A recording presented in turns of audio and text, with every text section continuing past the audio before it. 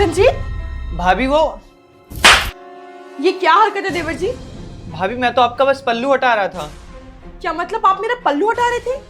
इसका मतलब मैं बिल्कुल ठीक सोचती थी आपके बारे में। शुरू से ही आपकी नजर गंदी थी मेरे लिए। भाभी ये आप कैसी बातें कर रहे हो? एक बार मेरी बात तो सुनो। बस देवर जी बस, सब समझ गई हूँ मैं। जो आपकी नियत में खोट है ना, मुझे कब का समझ आ गया था। मुझे तो आप पर पहले से शक था, लेकिन आप वेदांश के भाई हैं, इसलिए मैंने आपको कुछ नहीं बोला। इसलिए मुझे लगा कि मैं कुछ ज्यादा ही सोच रही हूँ, लेकिन आज आपने ये हरकत करके ना साबित कर दिया है कि आप कैसे इंसान हैं। भाभी मैं आपके साथ कुछ भी गलत नहीं कर रहा था। आप एक बार मेरी बात तो सुनो। झूठ बोलने की कोशिश मत करिए। ये दिखावा करने से ना कुछ नहीं होगा।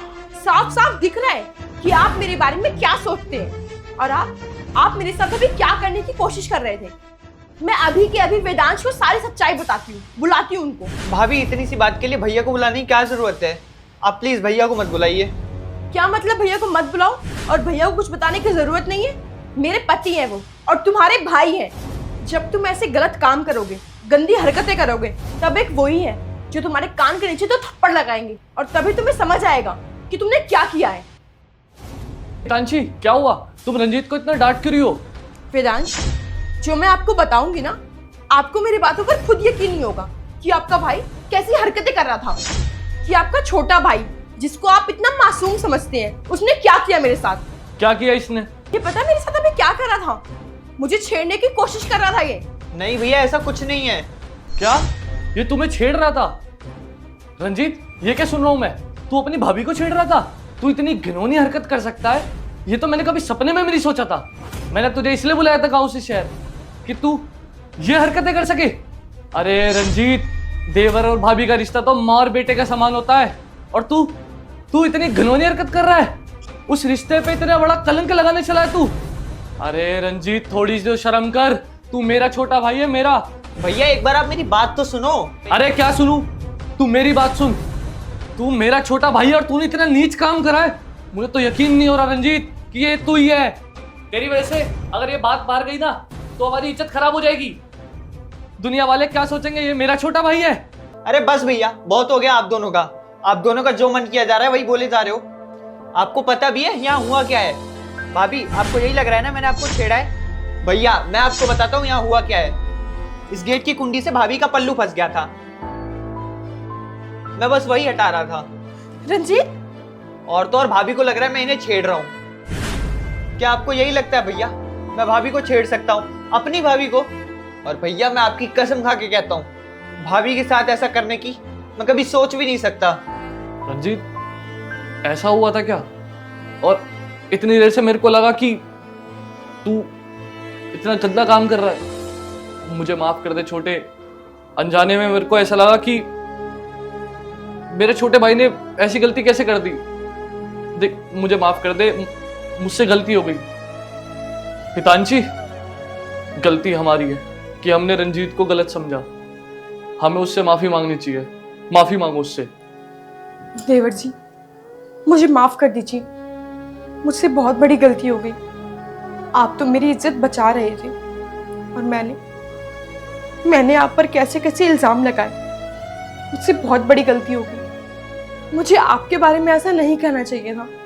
कोई बात नहीं भाभी, गलती तो किसी से भी हो जाती है।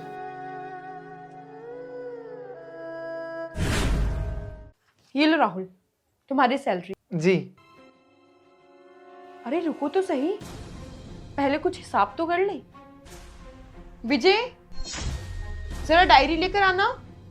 हाँ दीदी। जरा डायरी में देखकर बताना इसका कितना हिसाब बनता है। ठीक है। 8,000 के हिसाब से। साहब जी 8 नहीं 10,000। कितना कितना कहा तूने? 10,000 रुपए? अरे तेरा दिमाग खराब हो गया है क्या? डायरी में जो लिखा है वो झूठ है और तू सच बोल रहा है।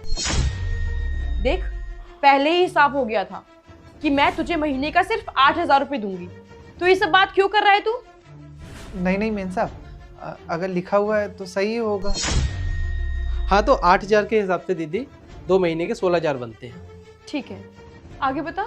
बाकी दीदी 1 महीने में 4 संडे होते हैं, तो 2 महीने के 8 संडे के पैसे कटेंगे। पर साहब जी आपने बताया नहीं कि आप लोग संडे के भी पैसे काटेंगे। कहाँ दिमाग रहता है तेरा? अरे कुछ याद भी रहता है, सब कुछ भूल गया। मैंने पहले दिन तुझे बोला था कि मैं संडे की कोई सैलरी नहीं दूंगी। तो ये सब क्या बोल रहा है तू? पूरी प्रॉपर्टी तेरे नाम कर दूं? हाँ, कर दूं क्या? नहीं नहीं मेम साहब, आप बोल रही हैं तो सही ही होगा, शायद मुझसे ही कोई गलती हो गई होगी। बस कर, ज्यादा जुबान चलाने की जरूरत नहीं है, चुपचाप खड़ा रह। और बता बेटा। बाकी पिछले महीने हम अपने रिश्तेदारों के यहाँ गए थे, तो उस दिन भी हमने खाना नहीं खाया था, तो उसके पैसे भी काटना। पर साहब जी, मैं दिन में आया तो था और खाना भी बनाया था। हाँ तो तू क्या चाहता है? तुझे पूरे दिन की सैलरी दूं? तूने बस एक टाइम काम किया था तो तुझे एक टाइम की सैलरी मिलेगी, समझा? अरे हाँ दीदी, पिछले महीने इसने 3 छुट्टियाँ की थी, उसके भी पैसे काट लीजिए। अरे साहब जी, उस दिन मेरी तबीयत खराब थी ना, और मैं फिर भी आया था और काम भी किया था मैं। हाँ तो मैं क्या करूं? तबीयत खराब थी तो अपने घर रहता ना, क्यों आया काम करने? उसकी मैं कोई सैलरी नहीं दूंगी। और हाँ दीदी, इस महीने के शुरू में इसने कुछ एडवांस लिया था, तो उसके भी पैसे काटना। नहीं नहीं साहब जी, आपसे कोई गलती हुई है, मैंने कोई एडवांस नहीं लिया है। मेन साहब, मैं तो बस पगार का इंतज़ार कर रहा था और आपने कहा था आज देंगे, मैंने कोई एडवांस नहीं लिया है। साहब जी, आप एक बार दोबारा डायरी में चेक कीजिए ना, हो सकता है आपसे कोई गलती हो गई होगी। अच्छा, मतलब डायरी में जो लिखा है वो सब झूठ है और तू सच बोल रहा है? मतलब हम तेरी बात मान ले, तू जो बोल रहा है वो सब सच है और हम दोनों जो बोल रहे हैं वो सब झूठ है ना? तो दीदी, इसके सारी छुट्टी एडवांस मिला के सारा काट कूट के 1000 रुपये बचता है, वो आप इसे दे दीजिए।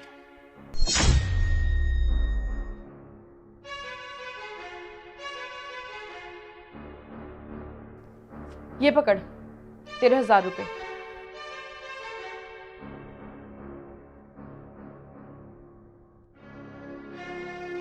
ठीक है मेम साहब, मैं चलता हूँ। रुको। जी मेम साहब। राहुल, क्या है ये सब? हम इतनी देर से तुझे बेवकूफ बनाए जा रहे हैं और तू बेवकूफ बनता जा रहा है। हम कब से झूठ बोले जा रहे हैं और तू सुनता जा रहा है। अरे ऐसा कब तक चलेगा? तेरा ये भोलापन किस काम का? अरे तेरे भोलेपन का कोई भी फायदा उठा सकता है। अरे तू इतना भोला कैसे हो सकता है? मैंने सुबह देखा था कि सामने वाली कैसे तेरी सैलरी काटी जा रही थी और तू चुपचाप सुन रहा था, उसे कुछ बोला भी नहीं। तूने एक बार भी उसे जवाब नहीं दिया। वो तेरे भोलेपन का फायदा उठाती है। नहीं मेम साहब, आपको कुछ गलतफहमी हुई है, वो ना सही पैसे काट रही थी। मैं तो कुछ दिन आया भी नहीं और काम पे भी नहीं गया था, और उन्होंने तो सब कुछ लिख रखा था ना डायरी में, और जो डायरी में लिखा होता है वो तो सब सही होता है ना, तो जो उन्होंने पैसे काटे सब सही था। देख राहुल, माना कि तू पढ़ा लिखा नहीं है, लेकिन डायरी में लिख के तुझे कोई कुछ भी बोल देगा और तू मान लेगा? अरे तू पूरे महीने मेहनत करता है और तब जाकर तुझे तेरी पगार मिलती है।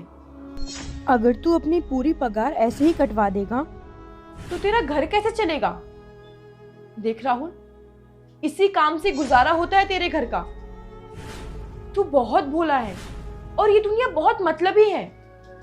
राहुल, तू नया नया इस शहर में आया है और इस भोलेपन का कोई फायदा नहीं है, जिस भोलेपन से तेरा नुकसान हो। मेम साहब, आपने सारी बात सही कही, बस एक बात गलत कही कि हर इंसान मतलबी होता है, पर ऐसा नहीं होता। अगर हर इंसान मतलबी होता तो आप इतनी अच्छी कैसे होती? आप तो इतने बड़े घर में रहते हो और इतने सारे पैसे हैं आपके पास, फिर भी आपका दिल बहुत बड़ा है, और आपने मेरी पगार काटी सिर्फ ये समझाने के लिए कि शहर में आकर कैसे रहना चाहिए और अपने लिए कैसे आवाज़ उठाना चाहिए। और इससे तो यही साबित होता है ना मेम साहब कि हर इंसान मतलबी नहीं होता। राहुल, हर जगह मैं नहीं आऊंगी तुझे बचाने के लिए। ये सब मैंने तुझे समझाने के लिए कहा था कि तू समझ जाए, और आगे से तेरे साथ अगर ऐसा कोई करे तो तू चुपचाप ना खड़ा रहे, तू आवाज उठाए। इसलिए मैंने ये सब किया। जी मेम साहब, मैं आपकी अब सारी बात समझ चुका हूँ, अब मैं जहाँ भी काम करूँगा अपने सारे पैसों का हिसाब मैं खुद ही रखूँगा। ये ले, तेरे पूरे महीने की सैलरी, तेरी पूरी पगार, और तेरा कोई पैसा नहीं कटेगा। मतलब मैंने जो कहा था वो सब सही था, मैंने कोई एडवांस नहीं लिया था। हाँ, ये तेरे पूरे पैसे हैं, पूरे 10,000 के हिसाब से। ठीक है मीन साहब, मैं चलता हूँ। लीजिए बाबा, आटा ले लीजिए। अरे मेरा थैला नीचे रह गया है। ठीक है। ठीक है, मैं अभी लेकर आता हूँ 5 मिनट में। अच्छा, ये मेरा ना थैला रखा हुआ है यहाँ पर, इसमें बहुत ज़रूरी सामान है, थोड़ा इसका ध्यान रखना। बस मैं अभी आता हूँ। ठीक है, जल्दी आना।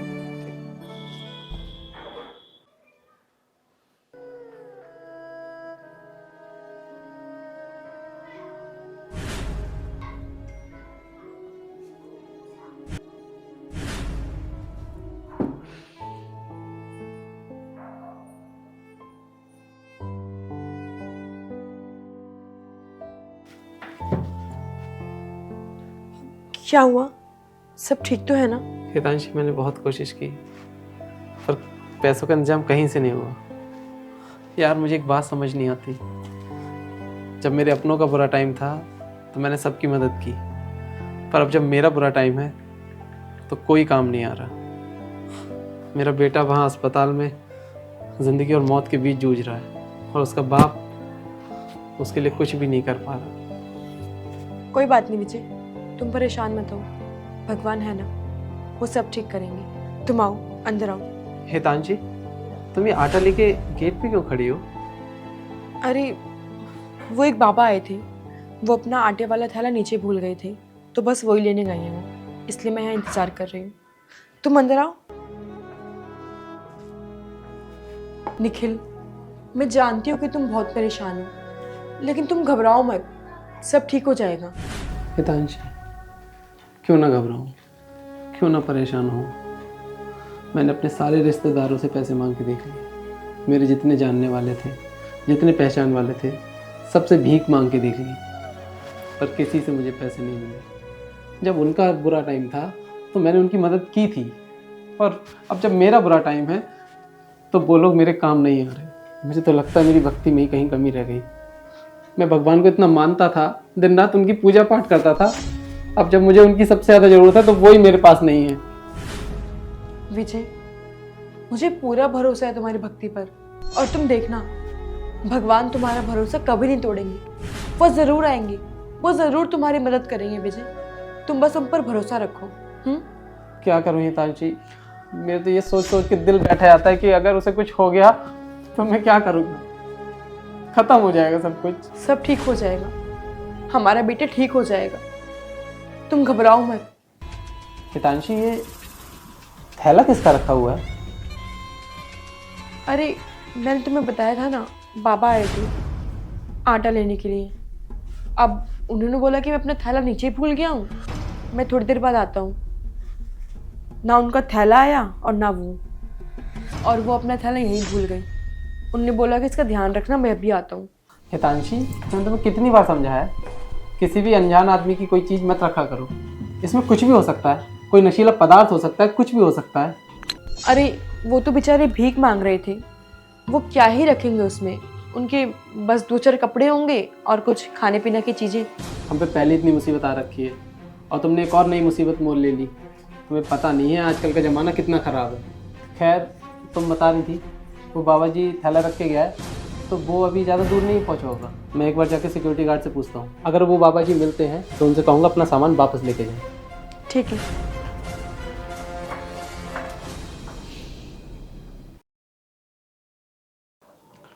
हितांशी,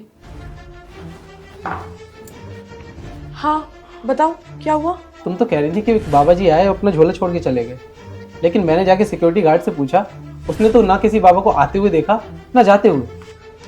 पर विजय, मैं सच बोल रही हूँ, वो यहाँ आए थे और मैंने खुद उनसे बात करी, और ये देखो, ये इनका झोला, ये हमारा तो नहीं है ना?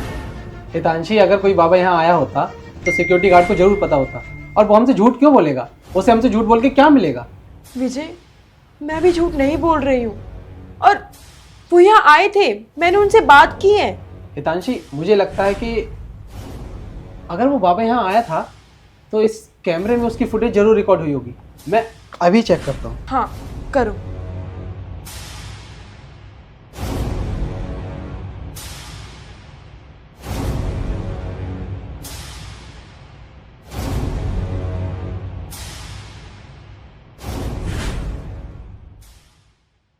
हितांशी, तुम ये हवा में किससे बातें कर रही हो?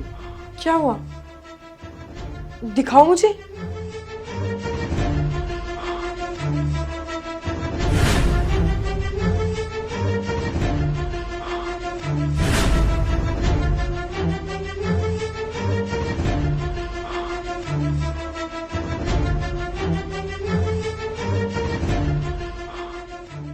ऐसा कैसे हो सकता है?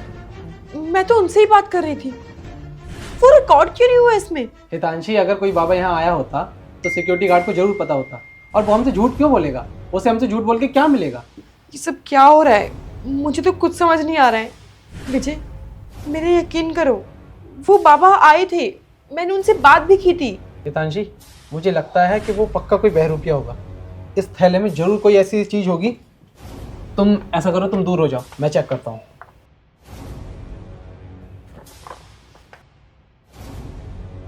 क्या हुआ? क्या मिला? हितांशी, इसमें तो बहुत सारे पैसे हैं। क्या? पैसे? अच्छा हाँ, तभी मुझे वो बाबा बोल रहे थे कि इसका ध्यान रखना, इसमें बहुत कीमती चीज है।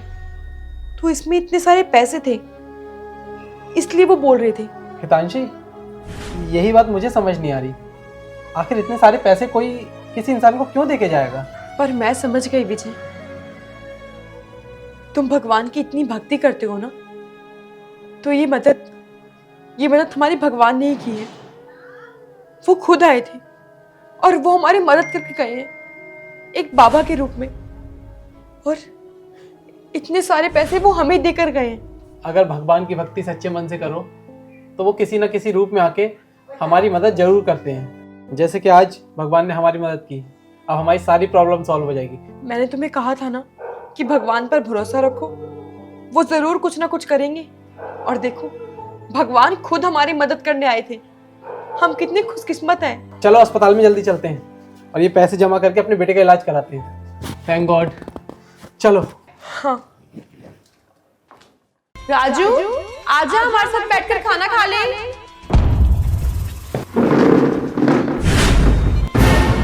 ये क्या कर रही हो? मजा आया कि नहीं? राजू, तुम ठीक तो हो ना? तुम्हें चोट तो नहीं आई? तू पागल हो गई है? एक नौकर को अपने साथ में बैठा के खाना खिलाएगी? कपड़े देखे हैं इसके? और तू 2 कौड़ी का नौकर, इसने बैठने के लिए क्या बोल दिया? तू यहाँ पर अपनी दुकान टिकाने के लिए आ गया? अबे तू अपना लेवल देख और हमारा लेवल देख। विपुल, तू पागल हो गया है क्या? कुछ भी बोले जा रहा है। और वैसे भी मैंने खाना एक्स्ट्रा मंगवाया है, और ये बेचारा भी इतनी दूर जाकर पैदल खाना लेकर आया है। ये अगर साथ बैठकर खा लेगा तो क्या हो जाएगा? अरे कोई एहसान थोड़ी किया है, ये घर का नौकर है तो सारे काम यही करेगा ना। पैसे किस चीज के ले रहा है ये? अपनी मेहनत के पैसे लेता है, और ना ही ये हम पर कोई एहसान कर रहा है और ना ही हम इस पर कोई एहसान कर रहे हैं। ये कुछ भी करता हो, लेकिन इसकी औकात हमारे साथ बैठ के खाना खाने की नहीं है। और इतना ही तुम्हें इस पे तरस आ रहा है तो बचा हुआ खाना दे देना इसे। हाँ हाँ मैम साहब, आप खाना खा लीजिए, मुझे वैसे भी भूख नहीं है। आप दोनों जो खा लेंगे बचेगा मैं खा लूँगा। देखा, इसको भी अपनी औकात पता है। तू खामखा इसको प्यार दिखा रही थी। बात औकात की नहीं है, बात इंसानियत की है। और राजू हमारे साथ इतने सालों तक काम कर रहा है, तो मैं इसके साथ बैठकर खाना खा लेती हूँ। तू पागल हो गई है? कपड़े देखे इसके? तू इसके साथ बैठ के खाना खाती है? लेवल देखा है इसका? पूरा खानदान मिलके भी हम लोगों की बराबरी नहीं कर पाएगा। हाइजीन का ABC भी नहीं पता होगा इनको, और तू इनके साथ बैठ के खाना खाने की बात कर रही है। मुझे तो लगता है मैंने गलती कर दी यहाँ बैठ के खाना खाने की। बाहर लोगों को पता चलेगा ना कि तू एक नौकर के साथ बैठ के खाना खाती है, तो थूकेंगे लोग तेरे मुंह पे। अच्छा, कौन थूकेगा? तुझ जैसे लोग थूकेंगे ना, जिसकी सोच तेरे जैसी है और जिसके अंदर शायद इंसानियत है ही नहीं। और इतनी देर से देख रही हूँ, क्या नौकर नौकर नौकर लगा रखा है? नौकर नहीं है वो, नाम है उसका राजू। और ये मेरे घर का ख्याल रखता है, बल्कि मुझसे भी ज्यादा मेरे घर का ख्याल रखता है ये। जब वो हमारे घर में झाड़ू लगा सकता है, पोछा लगा सकता है, डस्टिंग कर सकता है, बर्तन धो सकता है, खाना बना सकता है, तो हम उसे साथ बिठाकर खाना क्यों नहीं खिला सकते? अरे नौकर ही तो है, शैतान तो नहीं है ना। तो फिर क्या करें? गोद ले लें सारे नौकरों को, बच्चे बना लें इनको। ये लोग कितना भी हमारे लिए कर ले, लेकिन रहेंगे ये हमारे नौकर ही। सॉरी राजू, इसकी साइड से मैं तुझसे माफी मांगती हूँ। नहीं नहीं मैम, आप क्यों माफ़ी मांग रही हैं? क्योंकि इन जैसे लोग ना कभी समझ ही नहीं सकते हैं। मैं इतनी देर से इसको समझा रही हूँ, लेकिन इसे कुछ समझ ही नहीं आ रहा है। भले ही तुम हमारे यहाँ काम करने के पैसे लेते हो, मगर इंसानियत का भी कोई रिश्ता होता है। इन जैसे लोगों में ना शायद इंसानियत मर गई है। पैसों का घमंड जो छा रहा है इन लोगों पर। इन लोगों को ये नहीं पता कि किसी को थोड़ी सी खुशी देने से इंसान बड़ा बनता है, ना कि छोटा। मुझे इसके साथ बैठ के बड़ा बनने का कोई शौक नहीं है। मैं जितना हूँ उतना ही काफी हूँ। भूखा मर जाऊंगा मगर किसी गरीब के साथ बैठ के खाना नहीं खाऊंगा। Get out from my house right now.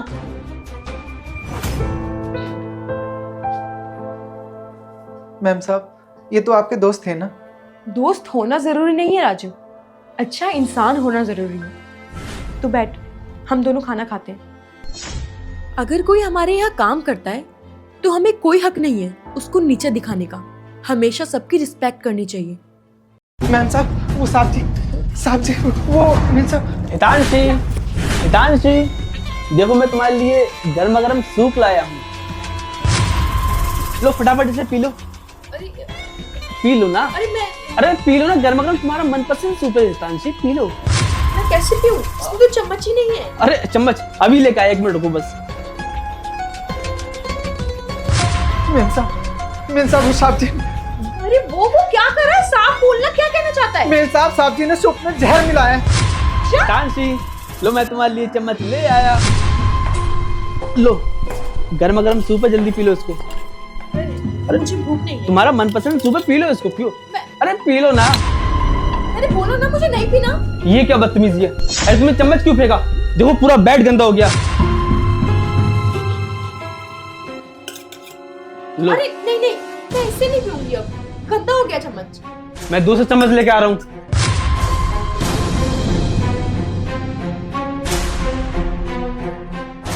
ये देखिए।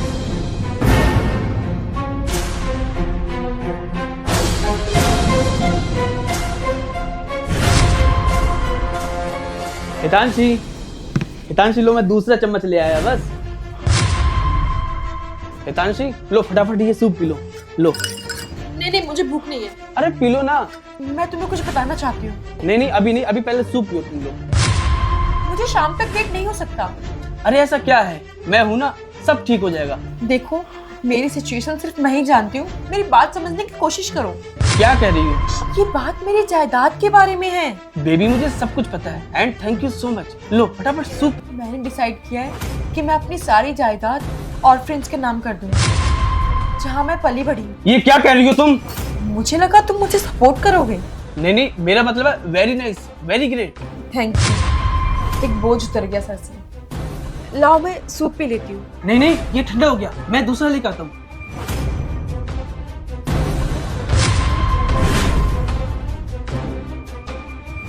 तुम उठो, वो गई।